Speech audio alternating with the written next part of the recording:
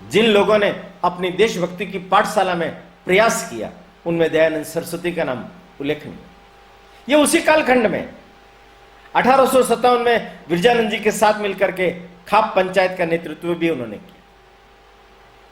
विरजानंद जी के निर्देश पर ही वेदों का उद्धार किया। सत्यार्थ प्रकाश उसकी रचना की। ये उदयपुर में अपने नवलखा महल, उसमें बैठकर के उसकी रचना हुई। 1824 टंकारा मोरवी में उनका जन्म हुआ था। बचपन के अंदर कुछ आस्तिकता पैदा हो गई, उसके कारण से वो मूर्ति पूजा के विरुद्ध हो गए। किंतु मूर्ति पूजा के विरुद्ध होने के बावजूद भी उन्होंने इस देश को बचाने के लिए, अंग्रेजों ने जिस शिक्षा पद्धति का अनुकरण किया, अंग्रेजी स्कूल खोले गए, उसके विरुद्ध में आर्य समाज ने उस समय में बहुत बड़ी मात्रा में स्कूल खोले। 1875 में आर्य समाज की मुंबई में स्थापना की। यह दयानंद सरस्वती का प्रयास है कि उन्होंने भारतीयता के संस्कार देने के लिए अंग्रेजों के पैरेलल स्कूल चलाए। आप थोड़ा सा एक घटना पर गौर कीजिए। एक अंग्रेज मेरठ में उनसे मिलने के लिए आया, बड़ा अधिकारी था। ये मूर्ति पूजा के विरोध में बोलते थे, तो उसने सोचा ये ईसाइयों के पक्ष में बोलने लग जाएंगे। उनसे बात करने के लिए गए। स्वामी जी ने उन्हें सवेरे 4 बजे ठंड के दिनों में मिलने के लिए बुलाया। वो कांपता कांपता बेचारा आया। स्वामी जी तो नंगे बदन कुर्सी लगा करके बैठे हुए थे। बातचीत शुरू हुई तो उसने बोला कि हम आपको कुछ धन अनुभव उपलब्ध करा सकते हैं, आप अपने शिष्य को भड़काइए। आप तो मूर्ति पूजा को मानते नहीं है, तो आपके शिष्य मिलकर के, मुसलमानों के साथ मिलकर के मूर्तियों को तोड़ा जाए, मंदिर तोड़े जाए। इसके लिए आपको सरकार पुरस्कृत भी करेगी, सहायता भी देगी, सुरक्षा भी देगी।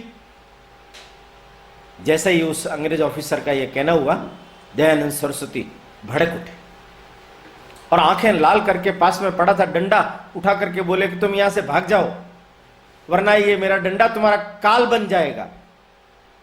तुम जानते नहीं किससे बात करते हो। मैं विधर्मी नहीं हूं, मैं मूर्ति भंजक नहीं हूं, मूर्ति पूजक भले ही मत हो, पर ये जो मूर्तियां जो मंदिरों के अंदर लगी हुई है, ये मेरे देश के पूर्वजों की मूर्तियां, ये मेरे संस्कृति के प्रतिष्ठापना करने के लिए उसका प्रेरक प्रागट्य है। मैं उसके खिलाफ नहीं जा सकता। मैं तो हिंदू धर्म को बचाने के लिए उसकी मूर्ति पूजा का विरोध कर रहा हूं, क्योंकि हिंदू लोग उस मूर्तियों की पूजा में ही बस गए, आस्थावान हो गए, आस्तिक हो गए, कर्म शक्ति क्षीण हो गई है। उनकी कर्म शक्ति जगाने के लिए मैं प्रयास कर रहा हूं। ऐसा क्रांतिकारी व्यक्तित्व था। वेदों की पुनर्व्याख्याएं की। जोधपुर में एक वैश्या ने षड्यंत्र करके उन्हें दूध में जहर काच पीस करके पिलवा दिया, उसके कारण से उनका पेट खराब हो गया, रोग बढ़ता गया। अजमेर में जब वो गए तो विनायक कोठी में उनका स्वर्गवास हुआ दीपावली के दिन 1883। वहीं उनका दाह संस्कार किया गया। परंतु वहां उन्होंने एक पंडित मोहनलाल जी को कहा था कि मेरी सारी पुस्तकें वगैरह सब उदयपुर भेज देना। उन्होंने उदयपुर भेज दिया। आर्य समाज का भारतवर्ष के अंदर ईसाइयत से मुकाबला करने में बहुत बड़ा योगदान है, बहुत बड़ा योगदान।